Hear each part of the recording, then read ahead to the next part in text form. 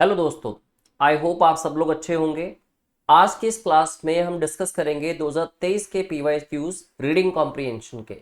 सब स्टूडेंट्स ने देखा होगा कहीं ना कहीं जब 2023 के अंदर रीडिंग कॉम्प्रिहेंशन के क्वेश्चंस पूछे गए तो ज़्यादातर पैसेजेस के साथ एक ही क्वेश्चन पूछा गया। बहुत ही कम ऐसे क्वेश्चन थे जिनमें दो क्वेश्चंस भी आपसे पूछे गए।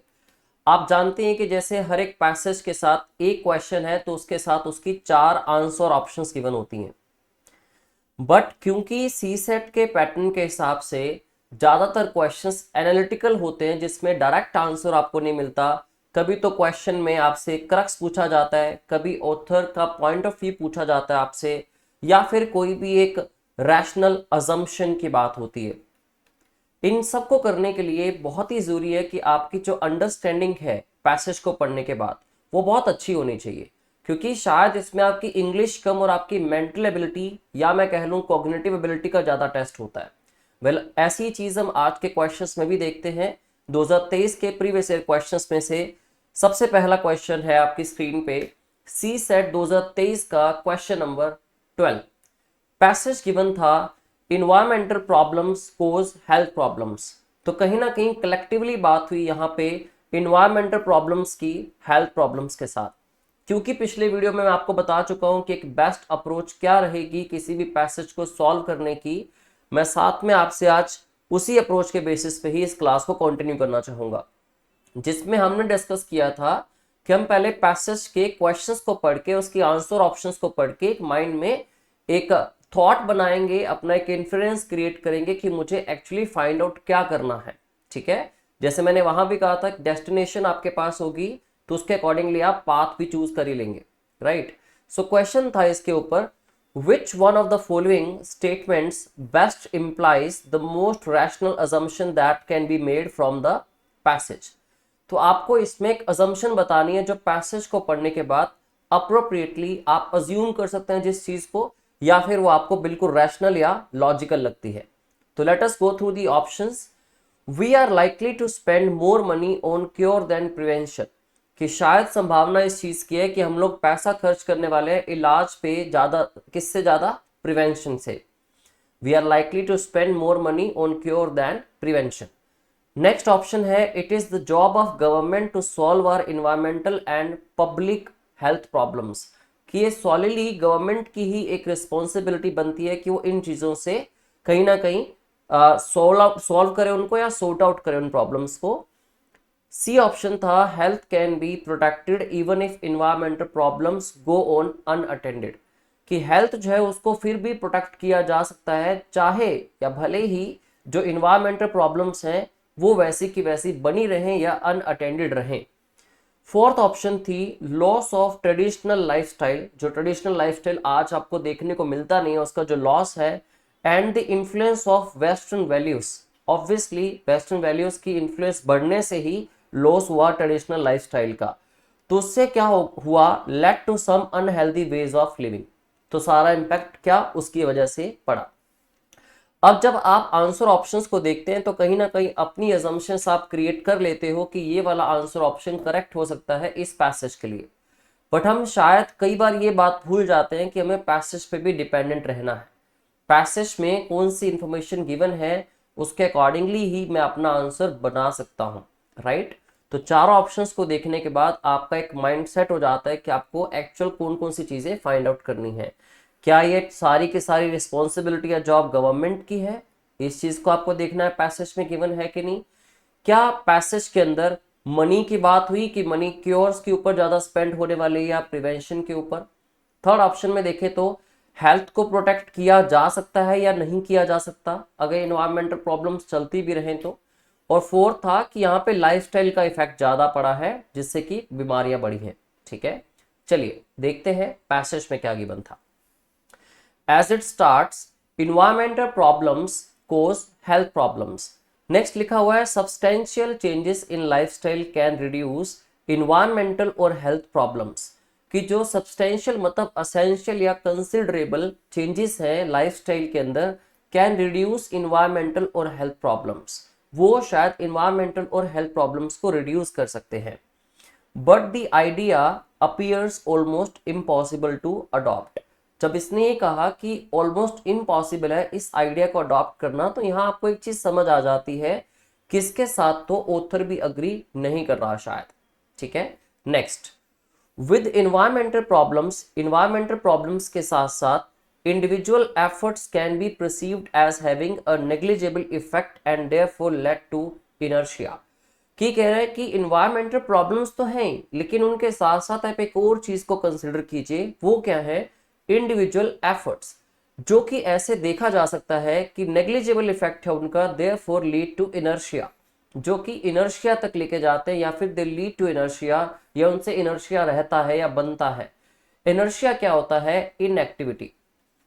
इनएक्टिविटी कह सकते हो इसको आप, हिंदी में इसको आलस कहते हैं, लेथार्जी कह सकते हो आप, या डोरमेसी, या स्लगिशनेस, मतलब जहां पे भी लेजीनेस की बात होगी। ठीक है, फिर लिखा आया with health on the other hand. On the other hand अगर हम हेल्थ की बात करते हैं, इंडिविजुअल चॉइसेस जो हैं can make the difference between life and death. तो it all depends upon individual choices, ठीक है, जिससे कि वो फैसला ले सकते हैं लाइफ और डेथ के बीच का, लिटरली। एंड येट, अब इसने लिटरली वर्ड जो लगाया यहाँ पे रियली, ठीक है, तो उसका मतलब यही है कि वो इस चीज पे काफी कंसिडरेशन दिखा रहा है, या फिर इसको एक्चुअल स्टेटमेंट में फैक्ट मान रहा है, या फिर इसको बहुत ही इंपॉर्टेंट पॉइंट समझ रहा है, right. And yet barring a few, barring मतलब एक्सेप्ट फॉर अ फ्यू, कुछ को छोड़ के, there seems to be the same collective lethargy मतलब inertia towards making their choices. तो आपको भी लग रहा होगा कहीं ना कहीं यहाँ अभी तक तो देखा जाए ऑप्शंस के हिसाब से, ना तो गवर्नमेंट की जॉब है या गवर्नमेंट की रिस्पॉन्सिबिलिटी है ऐसी बात हुई, ना ही यहाँ पे क्योर या प्रिवेंशन की बात हुई, और ना ही इस पैसेज के अंदर अभी तक जो मुझे लगता है कहीं पे भी मनी स्पेंडिंग की बात हुई कि पैसा कहाँ पे कम और कहाँ पे ज्यादा खर्च होगा। ठीक है, और इन्वायरमेंटल प्रॉब्लम्स के चलते हुए भी ये कहता है कि इंडिविजुअल एफर्ट्स कम होने की वजह से ये प्रॉब्लम्स आ रही है, विच मींस इन्वायरमेंटल प्रॉब्लम्स के कोजेस को देख के हम ये कहें कि हेल्थ कोजेस बढ़ते जा रहे हैं, तो ये 100% ठीक नहीं है बात। आप ऑप्शंस को फिर से देखिए एक बार, we are likely to spend more money on cure than prevention, ऐसी आपको कोई इंफॉर्मेशन पैसेज में गिवन नहीं थी, तो आप ऑप्शन ए को तो इलिमिनेट कर सकते हैं बिना किसी झिझक के। It is the job of government, ऐसा भी कुछ नहीं कहा गया, गवर्नमेंट के बारे में कुछ ऐसा क्रिटिसिज्म नहीं हुआ, ना ही गवर्नमेंट की ये जॉब या रिस्पॉन्सिबिलिटी बताई गई सोलली। सी ऑप्शन कंसिडरेबल थी कि health can be protected, health protect की जा सकती है even if environmental problems go unattended. आप उस लाइन पे फोकस कीजिए जिसमें लिखा हुआ था इंडिविजुअल चॉइसेस, जो इंडिविजुअल की चॉइसेस हैं उसी से ही दुनिया बदल सकती है, शायद वो फैसला ले सकते हैं डेथ और लाइफ के बीच का, राइट। तो इस पॉइंट को आप कंसिडरेबल 100% मान सकते हैं। येट ऑप्शन डी देखें आप, loss of traditional lifestyle and influence of western values, ऐसी भी कोई इंफॉर्मेशन पैसेज में कंसिडरेबल नहीं थी। तो आई होप आप समझ गए होंगे, जो आपका ये 2023 का यूपीएससी प्रीलिम्स के सीसेट के अंदर क्वेश्चन आया था, क्वेश्चन नंबर 12, उसका सही आंसर ऑप्शन था ऑप्शन सी। आई होप आप इन सारे पॉइंट्स को कंसिडर करते हुए पैसेज में से एक अजम्पशन कह लीजिए या फिर एक फैक्ट को निकाल पाए जो मोस्ट कंसिडरेबल फैक्ट था। ठीक है, चलिए आगे बढ़ने से पहले एक छोटी सी अनाउंसमेंट, स्पेशली उन स्टूडेंट्स के लिए जिनको कहीं ना कहीं अब भी लगता है कि 2024 की सक्सेस में, प्रीलिम्स क्लियर करने की सक्सेस में, या प्रीलिम्स या यूपीएससी टोटल सक्सेस के अंदर सीसेट एक बड़ा ऑब्स्टिकल बन सकता है उनके लिए, तो ये स्पेशल अनाउंसमेंट उन लोगों के लिए ही है। स्लीपी क्लासेस स्टार्ट कर रहा है अपना एक सक्षम सीसेट कोर्स, जिसके अंदर हम लोग सीसेट को 0 से लेके 100% तक एक्सक्लूसिवली पढ़ने वाले। ठीक है, जिसमें आप अगर तो लाइव कोर्स लेते हैं तो उसमें भी 80+ लाइव क्लासेस होंगी, दूसरी तरफ इसका एक रिकॉर्डेड बैच भी है, आप अगर रिकॉर्डेड कोर्स लेते हो तो उसमें भी आपको 80+ क्लासेस मिलेंगी। इसमें हम लोग ना सिर्फ बेसिक्स क्लियर करेंगे अपने, बल्कि जितनी भी एग्जाम की रिक्वायरमेंट्स हैं, जिस लेवल तक हमें कवर करना इंपॉर्टेंट है हमारे लिए, हम सारा कवर करते हुए चलेंगे। प्लस इसमें 100+ हर एक टॉपिक के साथ हम कोशिश करेंगे प्रैक्टिस क्वेश्चंस भी करें। ठीक है, जितनी ज्यादा प्रैक्टिस होगी उतनी आपकी एक्यूरेसी प्लस स्पीड बिल्ड होती है। तो टोटल कोर्स की बात करूं अगर तो मैं, तो हंड्रेड्स ऑफ प्रैक्टिस क्वेश्चंस होने वाले हैं along with the topic tests. ठीक है। तो आप लोगों को अगर लगता है कि आपकी सी सेट की वजह से कहीं ना कहीं सक्सेस रुक सकती है, तो ये अनाउंसमेंट स्पेशली आपके लिए थी। बाकी आप समझदार हैं कि आपको ये कोर्स लेना चाहिए या नहीं। वेल, आगे बढ़ते हैं।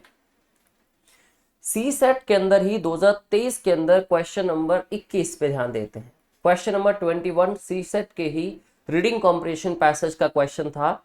सो अगेन वही अप्रोच हम फॉलो करेंगे कि पैसेज के जो आंसर ऑप्शंस हैं क्वेश्चन के साथ उनको पढ़ें। यट एक बार थोड़ा आइडिया ले लेते हैं कि पैसेज था किस बारे में। ठीक है, तो पैसेज था to tackle the problem of pollution in cities. तो पैसेज डिपेंडेंट था, जो कंटेंट था इसका पूरा का पूरा वो डिपेंडेंट था पोल्यूशन पे। पोल्यूशन के बारे में सारी बात होने वाली है, राइट। आप एक बार इसके क्वेश्चन प्लस आंसर ऑप्शंस को पढ़िए ध्यान से। लिखा हुआ है which one of the following statements best reflects the most logical and rational implication conveyed by the passage.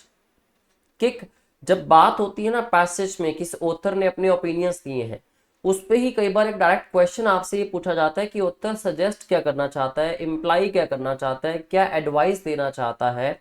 तो ये सारी चीजें आप ऑथर पे डिपेंडेंट होके ही कहीं ना कहीं बता सकते हो क्वेश्चन के अंदर। आपकी खुद की अजम्पशन शायद उतनी रेलिवेंट कभी भी ना हो। अगर हो भी जाएंगी सारी की सारी आपकी अजम्पशंस, अगर मान लीजिए रेलिवेंट हो भी जाती हैं, येट अगर पैसेज में वैसी इंफॉर्मेशन ना हुई तो भी आपको डिपेंडेंसी तो पैसेज पे दिखानी पड़ेगी, क्योंकि क्वेश्चन तो पैसेज के बेसिस पे ही पूछा जाता है आपसे, राइट। सो सबसे पहला ऑप्शन देखिए, arbitrary curbs on vehicles to reduce pollution are difficult to implement. जो आर्बिट्री कर्व करती है, मतलब रोकथाम लगाती है, on vehicles to reduce pollution are difficult to implement, कि उनको इम्प्लीमेंट करना बहुत मुश्किल है। ठीक है, अब व्हीकल्स के ऊपर कहीं ना कहीं रोकथाम लगाना, ये तो आप दिल्ली में बेस्ट एग्जांपल O-D-1 की भी अगर आप लें तो वहां से भी आपको आइडिया की चीज हो सकती है, कहीं ना कहीं हुई भी है। सक्सेसफुल हुई या नहीं हुई that is not the question here, but mainly देखा गया कि इसको करना बहुत डिफिकल्ट है, इंप्लीमेंट करना डिफिकल्ट है भी, राइट। तो कहीं ना कहीं ऑप्शन आपको न्यूट्रल सी दिखती है। नेक्स्ट थी knee jerk reaction cannot solve the problem of pollution but an evidence based approach will be more effective। कि नी जर्क का मतलब क्या होता है, जो बिना सोचे समझे आपने सडनली या इंपल्सिवनेस के चलते आपने कोई भी थ्योरी अप्लाई कर दी या कोई भी आपने प्रैक्टिकलिटी में उस चीज को लाना चाहा, तो कहता है कि उससे कोई सोल्यूशन नहीं निकलेगा।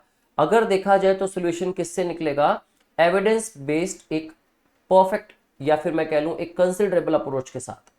नेक्स्ट था a heavy penalty should be enforced on those driving without periodic pollution tests। कि जो लोग पीरियोडिक पोल्यूशन टेस्ट्स के बिना ही हैवी व्हीकल्स जो है वो चला रहे हैं, उन पे क्या किया जाए, हैवी पेनल्टी लगानी चाहिए। क्या उससे पोल्यूशन रुक जाएगा? पेनल्टी लग जाएगी, गवर्नमेंट के पास पैसा आ जाएगा। क्या एक्चुअली यहाँ बात पोल्यूशन को रोकने की हो रही है कि पोल्यूशन रुक जाएगा इससे? आप खुद समझदार हैं, आप सोच सकते हैं इस ऑप्शन के बारे में। Option D, in the absence of laws to deal with the problem of pollution the administration tends make arbitrary decisions। कि कहते हैं कि लॉ की या लॉस की एब्सेंस में इस प्रॉब्लम से सुलझने के लिए, इस प्रॉब्लम से बाहर आने के लिए एडमिनिस्ट्रेशन क्या करती है, tends to make arbitrary decisions. ठीक है, तो पढ़ते हैं पैसेज के अंदर इंफॉर्मेशन क्या गिवन है, अकॉर्डिंगली आप अपनी असम्पशंस जो है वो कैसे बना सकते हो। सो स्टार्ट करें चलिए पढ़ना स्टार्ट करते हैं। To tackle the problem of pollution in cities policy makers think that drastic actions like temporary use of odd-even number scheme for vehicles, closing schools, factories, construction activities and banning the use of certain type of vehicles are a way forward। अब देखिए इसमें एक word लिखा गया temporary, तो कहीं ना कहीं ये एक परमानेंट सॉल्यूशन तो नहीं है। ठीक है, जितनी भी 4 से 5 चीजों की बात हुई, जो एक्शंस इंप्लीमेंट किए गए, उनके आगे वर्ड लगाया गया टेम्पररी, मतलब एक हमेशा के लिए या फिर एक परमानेंट सॉल्यूशन तो इस चीज का नहीं मिला हमें।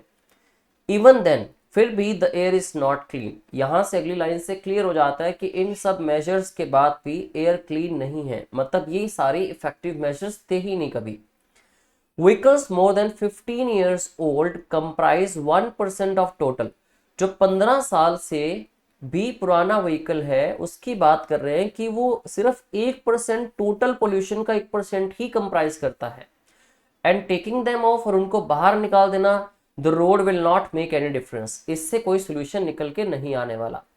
Banning certain fuels and car types arbitrarily is not proper. तो ये कहते हैं कि ये चीज भी प्रॉपर नहीं है।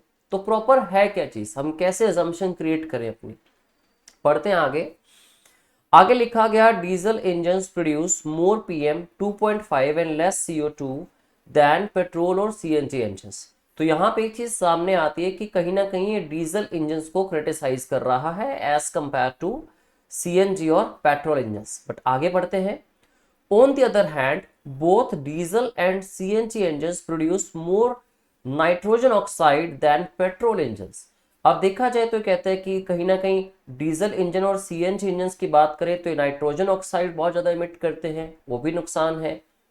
So no one has measured the amount of NO nitrogen oxide that CNG engines are emitting. उनकी तो किसी ने कभी बात ही नहीं करी, सिर्फ और सिर्फ डीजल रन व्हीकल्स को बंद करने की बात होती है। अभी भी जैसे न्यूज आ रही थी कि 2027 के बाद या 2027 से जो डीजल रन व्हीकल इंजन हैं उन पे कर्ब लगेगा या वो बंद होंगे। But on the other hand CNG engine की बात हो ही नहीं रही कि वो किसी ने मेजर नहीं किया total amount of nitrogen oxide. Arbitrary bans on vehicles that have passed mandated fitness tests and periodic pollution tests are unfair। तो उनको वो बैन कर देते हैं। What is needed is the scientific। अब देखिए यहाँ आपके क्वेश्चन का आपको आंसर मिल सकता है। पिछली वीडियो में भी मैंने बताया था कि जो लास्ट का 1/3 या स्पेशली 1/4 पार्ट होता है उसमें अक्सर आपको क्रक्स ऑफ द पैसेज देखने को मिलता है जहां से ज्यादातर असम्पशंस बनाई जा सकती हैं। तो लिखा हुआ था व्हाट इज नीडेड। नीडेड क्या है, is the scientific and reliable information. कि अगर हमें साइंटिफिक मतलब बिल्कुल अप्रोप्रिएट और रिलायबल मतलब जिस पे हम विश्वास कर सकें, ट्रस्ट वर्दी इंफॉर्मेशन हो about the source of the pollutants, जो सोर्स है पोल्यूटेंट्स का, on a continuing basis and the technologies that will work to reduce pollution for them. एक तो कंप्लीट अच्छा डेटा मिल जाए आपको, साइंटिफिक डेटा जिस पे रिलाई किया जा सके, कॉन्टिन्यूसली मिलता रहे, वो किन बेसिस पे या पॉल्यूटेंट्स का जो सोर्स है वो पता लग जाए, सो दैट उन पे टेक्नोलॉजीज काम कर सके आगे उनसे पोल्यूशन को कम करने पे। ठीक है, अब आप जरा वापस पढ़िए अपने ऑप्शंस को। Arbitrary curbs on vehicles to reduce pollution are difficult to implement. ऐसा तो नहीं है, वो करती है और करते आए हैं, बट इफेक्टिव नहीं, टेम्परेरी था। ऐसा करना टेम्परेरी है, डिफिकल्ट हो सकता है बट हो चुका है ऐसा। नी जर्क रिएक्शन मतलब जो टेम्परेरी एक्शंस आप ले रहे हो फटाफट से, मतलब इंपल्सिव कह लो या फिर शॉर्ट टर्म प्लान्स कह लो या फिर अनथिंकिंग जो रिएक्शन है, उनसे ये दिक्कत सॉल्व नहीं होगी। अगर आप लास्ट में आपने अपनी लाइंस पे फोकस किया हो, जो पैसेज में लिखी थी उसमें क्लियरली मेंशन्ड था कि अगर हमें कुछ साइंटिफिक और रिलायबल इंफॉर्मेशन मिल जाए, ठीक है, रिलायबल और साइंटिफिक इंफॉर्मेशन मिल जाए और कॉन्टिन्यूसली मिलती रहे, ठीक है, पोल्यूटेंट्स का सोर्स, तो इससे हम सोल्यूशन निकाल सकते हैं। इस लाइन के अंदर पढ़िए, knee jerk reaction can not solve the problem of pollution but an evidence based approach will be more effective. Obviously ये ऑप्शन काफी कंसिडरेबल है, ऑप्शन बी। फर्स्ट ऑप्शन नहीं हो सकता, option B is literally considerable. Third लिखा है a heavy penalty should be enforced. Penalty की बात एक बार भी पैसेज में नहीं की गई कि इससे कोई सोल्यूशन निकल के आएगा, कहीं ना कहीं ये भी एक टेम्परेरी बात हो जाएगी कि अब इसके बाद क्या होगा, लोग अपना जो है वो टेस्ट नहीं करवा रहे, वो टेस्ट करवा लेंगे, बट आप एक्चुअल मुद्दे पे तो आ ही नहीं रहे, right. In the absence of laws ऐसा करती है एडमिनिस्ट्रेशन, तो ऐसी कोई बात भी नहीं हुई, राइट। तो option B is the only option which is truly considerable और जिससे कि एक्चुअली पोल्यूशन को कम किया जा सकता है।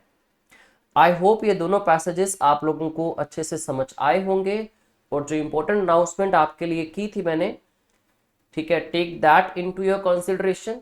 बाकी फिर जल्दी मिलेंगे हम, मुलाकात होगी आपसे, तब तक आप जितने हो सके रीडिंग कॉम्प्रिहेंशन के जितने भी क्वेश्चन आपको कहीं से में मिलते हैं प्रीवियस ईयर से उठाइए या फिर किसी और सोर्स से या फिर स्लीपी क्लासेस का बैच ज्वाइन करके। जल्दी मुलाकात होगी आपसे। Thank you very much and I wish you all the best.